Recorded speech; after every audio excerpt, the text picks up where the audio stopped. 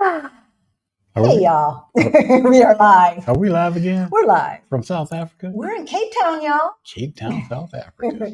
So you notice the different background. Here we are in Cape Town, and it feels good to be back in this mode, right? The mode of living life and not doing life. Are doing a lot with life. We just Exactly. enjoying. So y'all know we got back from the States just about a week and a half ago from the United States after moving abroad almost 2 years ago. That seems like almost yesterday. It does. It does seem like almost yesterday. And it's not like we haven't been back since then. But this time was different. And maybe it was different because, like the last two times for me, I was stressed out. Because I did not know that all of the things that I needed to take care of were going to go the right way. This time when we went back, you know, not everything was put in place, but the important things were put in place. And I knew, so I didn't have the same stress. Since I didn't have the same stress, I noticed a lot more. I noticed what was going on around us a lot more, right? Because I wasn't in my own head stressed out about, you know, the stuff we'd be stressing out about with that tape recorder playing and what about this? What about that? What about this? What about that? What you gonna do about this? All of that stuff. I already knew, like I had already gone through that. I know what we're gonna do about X, Y, and Z. So now I'm like, okay, here we are back in the States. And I think this is the time, this is the first time that I was like, we live like this. You know, I think the first couple weeks, actually, I was sick. So I was in LA. In LA. Yeah. So it was like, and not like, I mean, just a little cold and stuff like that. No, not a little cold. But bronchitis. Yeah, but it wasn't like COVID or anything like that. No, nothing like that at all. So you weren't up to your, 100%, but still, right? But had to do what you had to do. You have to do what you have to do, and still you notice stuff, right? This was more culture shocky. Going back to the United States after living in Portugal for almost 2 years. Yeah. Right? Let's get more into that, but first let's introduce ourselves. Hey, y'all. It is Thursday. That means we do our Thursday shorts every other Thursday at 5:00 Eastern time, where we answer questions. We answer the questions that you have sent to us. So if you sent us a specific question, we will answer it today. This is not the time that we do a lot of interaction. That's Sunday, right? Yeah. At 1:30 Denver time, because that's where we're from, or 3:30 Eastern time. Yeah. Thank you, baby. Thank you. So, hey y'all, my name's Halisi. And I'm Rick. Welcome to our Black Utopia. On our channel, we talk about travel, money, and retiring abroad. Look, we help folks who are just like us get their money straight so that they can retire on time or maybe even early. Come out to these European streets, y'all. African streets, South American streets, Central American streets, wherever you want to go. We are on a mission to make sure every single Black person who has a brain in America realizes America does not deserve you. No. It does not deserve your ethical work, your work ethic, your brilliance, right? Oh, your compassion, your morals. It does not deserve you. And so we're on a mission, y'all. So for those of you who are new, you might not know about 7.5, 8 years ago, Rick and I got a wake-up call. We were getting close to retirement age, and we looked at our money and it looked crazy. But about crazy. He's so goofy. That's why I love him, baby. But about 3.5, 4 years ago, we got our financial act together and we went from negative 22,000 to over 1.1 million in net worth. Yes. We never made six figures, y'all. No. Ever in our whole entire lives, master degrees and all that. We never made six figures. If we can do this, you can do it too. You can do it too. So we're in South Africa, but we live in Lisbon, Portugal. And let's just get started and get right to it. But hey, who are we in South Africa with? We are with Lamar and Angela. They're in the next room. Yeah. Lamar and Angela. Lamar and Angela has a channel, and they live in Querétaro, Mexico. And so you got to check them out. you got to, if you are interested in Mexico, if you want to see another Black couple living that Black love and doing the thing internationally, you have to check out Lamar and Angela, who live in Querétaro, Mexico. Come on in. Come on in, y'all. Come on in. They're like, they just popped out. They just popped out of the bedroom talking about, we heard them. We heard them. This is Lamar and Angela, y'all. Hey, baby. So, y'all know we have permanent residency in Mexico. Mm-hmm. Yes. Right? We got permanent residency in Mexico around the same time they were getting residency in Mexico, right? We met at the Exodus Summit Cancun meetup. And now they are some of our closest friends. Yeah. Now we're hanging out in South Africa, y'all. We have Come on now. These international streets. Right? Okay, this is not what this live is about. But it might have to go there. It might have to go there. Because I feel so blessed Oh, definitely. to have these friends who are so much fun, have the same values, and are just such cool people and illustrate who we are as a people. Right? We are having so much fun, y'all. First of all, our kids are at home.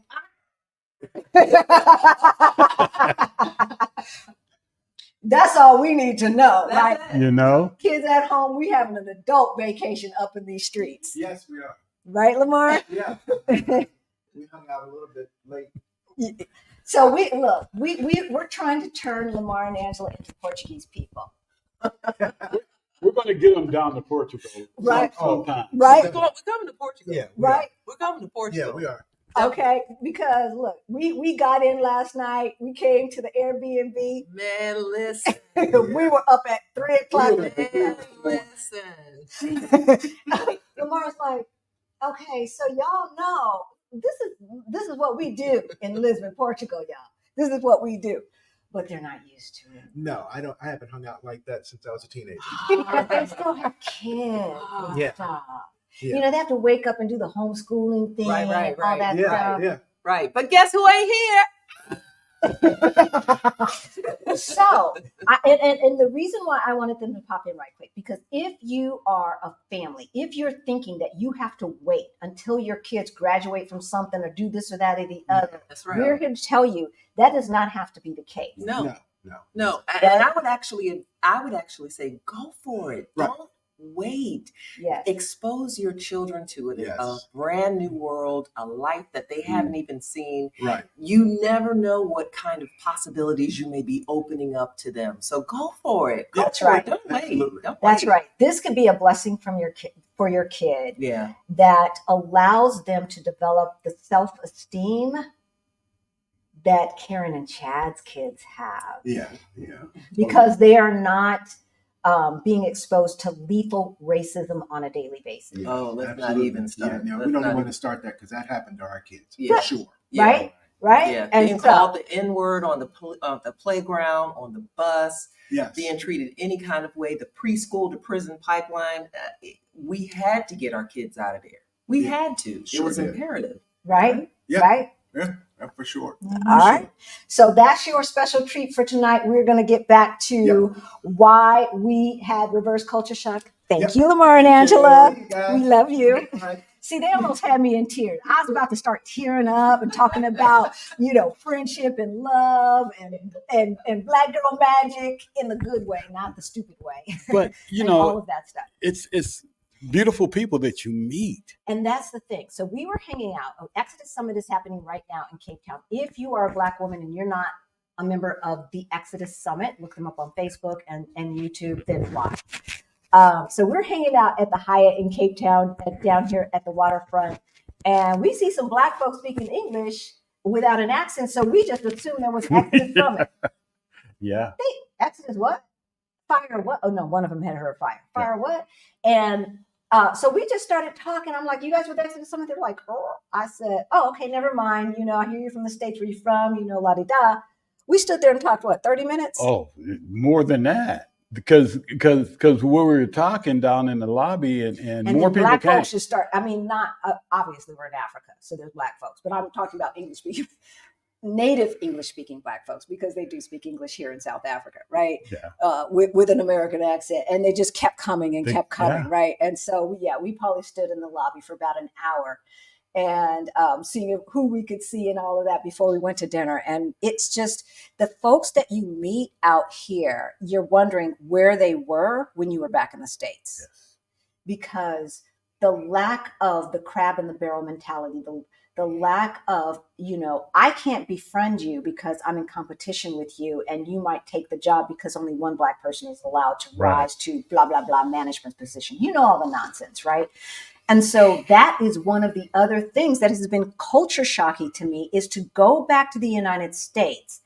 And even, okay, what was pleasant was seeing some of my high school and college friends. Remember, we went to dinner with Kathy. Went over to her house. She cooked for us, and so great. But it was interesting hearing some of the conversation that I don't participate in anymore, and it's usually about the politics of the job. My friends were never crab in the barrel mentality folks, because they wouldn't have been my friends. But to hear them talk about other folks and this and that, and you understand that there is still this notion that it's not about collaboration, it's about competition. And that is a scarcity mindset. And I forgot about that. Yeah. I forgot about that until I went back to the United States. So that is culture shock number one. Reverse culture shock number one. What's your number one? Well, mine is, and so Action VJ, who is in the audience now. Hey, Victor, how you doing? We all went. He took us out to dinner. Back the time before last, we were there. Yeah, but he took us out to dinner this time too. He paid for it. Remember? Yeah, but that wasn't dinner. That was brunch. What? Oh, was it? Brunch. I thought it was. Hey, look. So the food. I am not used to having gigantic portions. Well, big portions, number one. And I had chicken wings, y'all. Oh. I thought I was on the Flintstones. Those chicken wings are so big. I mean, I understand, wow, why would you complain about that? Because, hey, it's more meat, it's more food. Is it food? That wasn't right. Is it really food? That wasn't right. Is it really? So I just had broccoli, African grilled broccoli. I can't remember what country they got that recipe from. Oh my God, it was good. It had like a Thai, a cross between Thai and African peanut sauce, right? And broccoli and wings. And the wings were like this big. Even the drumettes, which in America are like this round, were like this, like they used to be in the 70s for all of you guys who remember that. The chicken wings I had, I swore they were a turkey wing. I swore they were turkey wings. They Literally, were that big. And Victor can attest to right? that. Because I got chicken, fried chicken and grits. He got chicken and waffles, and the drumette was like this big. It was huge. It was, yeah. Why are chickens the size of turkeys in America? Something ain't right about that. Something is not right about that. And I remember when I noticed like 10-year-old girls and 11-year-old girls with breasts and having menstruation and all of this. I'm like, what is going on? Oh, all of the hormones in our food. That's what's going on. Yeah. That's what's going on. So food portions as well as the quality of food. And the food tasted, I guess, I just have a Portuguese palate now, but the meats tasted different. Yeah, it did. The beef, and I like steak. I don't eat a whole lot of steak, but chicken, I eat a lot of chicken, but it was different taste to it. Yeah. Yeah, it tastes kind of chemically. Yeah. It tastes kind of chemically, and it was upsetting my stomach. I didn't have an upset stomach as much because I didn't eat any bread for the most part. I eat very, very little bread. I think that I'm becoming gluten intolerant because I don't eat the processed stuff in America anymore. And so when I go back, it's just like, ugh. Yeah. The pricing. Ooh. Yeah. For those of you who are new to our channel, you may not know So when we were in LA and we took my mom and dad to IHOP, that is International House of Pancakes, right? Like Mm. Denny's, International House of Pancakes. What were the other ones? In Denver, it was Village Inn, right? This is a diner. Why did we pay $84 for pancakes and eggs? Why does a waffle at the IHOP, not like Roscoe's Chicken and Waffles Gourmet, like, no, at the IHOP, why is a waffle $17? Riddle me that, because that doesn't even make logical sense. Yeah. Now, minimum wage in California, I believe, is $15 an hour. So the waffle was $2 more than 1 hour's worth of work. Whereas the national minimum wage is $7.85, if I remember correctly. So the waffle was more than double minimum wage. How do you charge more than double for an egg, some flour, some milk, and water? Yeah. Yeah. Something is wrong. And IHOP will say it's because California has $15 minimum wage. But we've already proven that raising the minimum wage is not the thing that raises prices. We proved that when Oregon did it way back when. So miss me with that. The pricing in the United States is out of control, and there really isn't any reason for it that I can see. Because if there is a reason, then once they figure that out, it should be reversed and the prices should go back down. It's not like the eggs where they had, avian flu or whatever, and Yeah, there was a something lack of disrupted the eggs. food chain. Yeah. Exactly. Or there's a storm and now orange juice is up because the fruit trees froze. Like, why is everything so damned expensive in the United States? Why can I buy a SIM card at the airport in South Africa for $20 and get what, some plans in the United States charge $50 for? Why? It makes no sense. Why is everybody so mad? I mean, oh my God. It's like everybody's Because angry. everything's so expensive. Oh, I guess that'll Right? piss you off. I mean, I don't know. But one of the things that I noticed is just, and we've said this before, but it seemed more prominent this time around. A low-level rage that every moment it might erupt into something. Like, it feels like every day we were on the verge of mayhem. Every day we were on the verge of somebody exploding and shooting up folks or whatever. You know what I mean? Yeah, Well, when we were in Target, thank you. and you were going to call me, and I was coming to meet you because you had stopped somewhere else to get tacos. And so I was getting ready to come toward the front door, and you were calling me, telling me, don't come toward the front door. Because there were 3 militaristic security guards who were standing at the door. Of course, their shoulders were out to here, right? And then there was this guy, black guy, because it was my neighborhood. And I used to live in a black neighborhood, but it's been gentrified. But we still got some of us in the hood. The Target is on Obama Avenue, for crying out loud.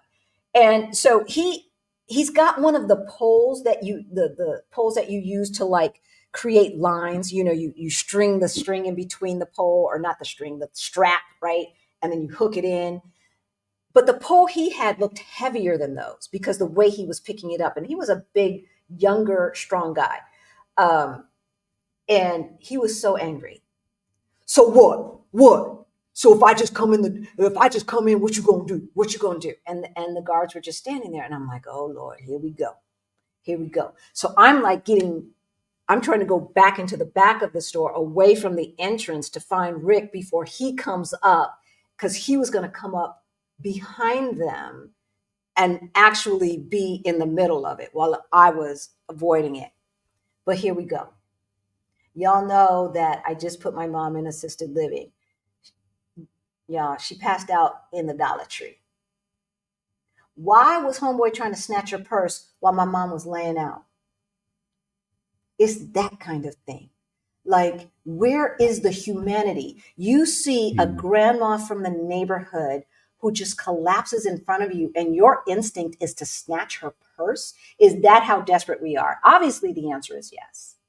Obviously, the answer is yes. But one of the things that I can say is I don't think that would have happened in Portugal. If an elderly lady would have passed out in a store, I don't believe that anyone would have tried to snatch her purse. Like, that wouldn't have been the first instinct. If Portuguese people will get off of a train, the metro, to give you directions and make themselves late, or not get to where they're going at the same time that they intended, and actually wait for the next train while they give you directions, then certainly, if grandma passes out, Hey, by and large, they ain't gonna be snatching that one of the purse. nicest things I saw is when I was on the bus the other day coming from Alex's house, and older black man, Portuguese, and he could, he's on a cane and stuff, having issues stepping off the bus. Well, the bus wasn't going to go anywhere until he got off the bus. Right, right. But But that you step know, was causing him problems. a couple older women and a couple other people, even myself, got off the bus. Some got outside of the bus to help him out.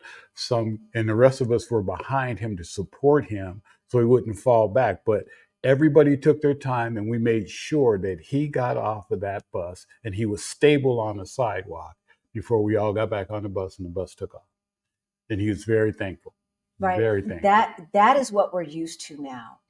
And so when we landed in New Jersey, one of the things, first of all, because we were going back to the States, an inordinate amount of people on the plane were also from the States. So it already started, right? Like, it started when we were on the plane. But as soon as we landed, the first thing that I saw and the first thing that I felt was, why is the military everywhere? Why is there not the military, but this militaristic vibe, right? And so that was the other thing that was, there were signs, there were images,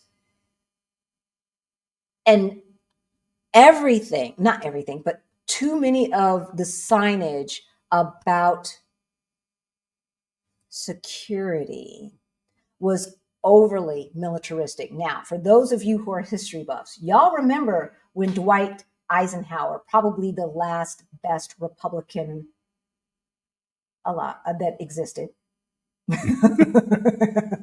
probably, Okay. right? Look, my grandpa was a Republican under Eisenhower. After that, he was like, okay, they lost their minds. So under him, what did he say? What did he say in his address as he left office? Beware of the military industrial complex. We didn't hear it. And now since then, since the 50s, 60s, there has been the militarization of our lives, with the Patriot Act, with the militarization of our police, with how they outfit them, with how they give them the leftovers from the military and make sure SWAT and all of that stuff started after that. And if Dwight Eisenhower were alive today, he said, I warned you guys. And now look at how few liberties you have left, and you don't even realize it. Yeah. The reason that baby girl was shot up in her house, what was her name, Brianna, is because of the Patriot Act. That never would have happened in the 80s. They never would have been allowed to do that legally. Yeah. It's like a frog in boiling water. It's like a frog in boiling water. When you're living in it, you don't realize how pervasive and destructive and negative it is. As they keep turning up the heat. And they keep turning up the heat, right? They keep turning up the heat. This notion that we have to be the peacekeepers, not we, that the United States government and military, not the United States people until they start drafting us again, right, have to be the peacekeepers of the globe when we can't even keep peace at home. This notion that we have to be the moral arbitrators of the globe while we commit genocide in America is the most asinine thing that I have ever seen, and we have put up with it. And I think the rest of the globe is tired. Things, they are a changing. But in the meantime, in between time, oh my God, I didn't realize we were living like that. Yeah, you don't realize a lot of things until you're on the outside looking in. And that's what we're trying to tell you, because we get at least every video somebody saying, "Why would you want to leave the United States? It's the best country in the whole wide world." But you ain't been nowhere, baby. And then we had somebody else says, "Wait until you live outside of the United States. Visiting is one thing, but you'll see." Yeah, we ain't visiting. We live outside of the United States. Yeah, yeah. We live outside. You might want to do your Googles before you comment, because I'm gonna come back at you, right? My body is telling me I am better off because I'm stress-free, not stress-free, but 90% less stress. Because life be life. What did you say the other day? If this is all I have to worry about, something, then we're good. Then like if the biggest thing that we have to worry about is the fact that I can't find brown sugar in Portugal to make my chocolate chip cookies, and I'm pissed off. Like, right? Like But I did find a place where they had some good chocolate chip cookies and brownies. He did. So if y'all are into that, we will tell you in Bika where the spot is, where you can find those creamy brownies and everything else. Not too far from a taco spot, y'all. That's right. You can get tacos and brownies and cookies. So the militarization of and you know what was it was also in watching the news and watching television and everything else, it was also more obvious how much America is an empire. And you know, in school back in the day, we were always taught about the Spanish Empire, the Roman Empire, the British Empire, without ever saying the fact that we own nations around the world means America is an empire as well. And your tax dollars are going to make sure that we maintain that. Y'all, get out. We talked about the low level anger. We talked about the portions and everything else. And I think the last thing that I want to bring up, which, you know, I think one of the reasons why there is a difference in the relationship between people in certain countries who look different, but there's a different interrelationship between those groups of people, is because we have to interact more. Oh, yeah. So when we were in the United States, it was really easy not to interact with anyone. So think about, like, if we were in Denver, 100%, we could drive up to our house, drive into our garage and into our kitchen, and never speak to our neighbors or anything else. Y'all don't exist. Y'all don't matter. Y'all don't count. And in LA, pretty much the same way. We have a condominium in LA, so the neighbors are closer, but still, because we're still in cars. So that is another thing. I didn't appreciate how much having to take public transportation changes a culture. Oh, yeah. When you are forced to interact with people from different cultures on a daily basis, every day, to get back and forth and to do life, it creates a different vibe. Oh, yeah. Right? And a different relationship amongst cultures. And so one of the things that I didn't appreciate was the fact that, there's one more thing, was the fact that because we take public transportation, we are exposed and they are exposed to all of us. And so there is a compassion and an understanding and an empathy that exists in places. I don't know if it exists in New York where they take a lot of public transportation, but over here, it definitely exists more because I believe we are forced to interact with each other more often. Yeah, I do. I agree with that. Right? I totally agree with that. Yeah. Yeah, it's interesting. And I remember Rashida asking me when I was talking about all the theft proof stuff. She said, "Did you take all of these precautions in Denver?" And I said, "No." And it wasn't because they don't steal as much as in Denver. It's because I'm not exposed to other people as much in Denver because I'm in my car. I'm in my car. I'm not walking like even to the grocery store that is really just across the street. I'm not walking. I go down to the main Right. boulevard, then you cross the street, there's the grocery store. I'm not walking. I'm getting in the car. I'm driving that 3 minutes, 5 if I miss the light, to the grocery store. I don't have to interact with anyone. We get back to Denver. The grocer's like, "Welcome back." The No, man, not Denver. I mean, as we get back to Lisbon, thank I you. ain't talking no groceries in Denver. We get back to Lisbon. The grocer's like, "Welcome back." The man who used to open the papeleria or the papeleria, he looked at us and, "Oh, hola, boa tarde," right? They notice you're gone. They noticed that we were gone. They noticed that we live in the neighborhood. They know. And it's funny because even when you went into the Nepalese restaurant for the first time and you're like, "Oh, yeah, I just live around the corner." He's like, "I know.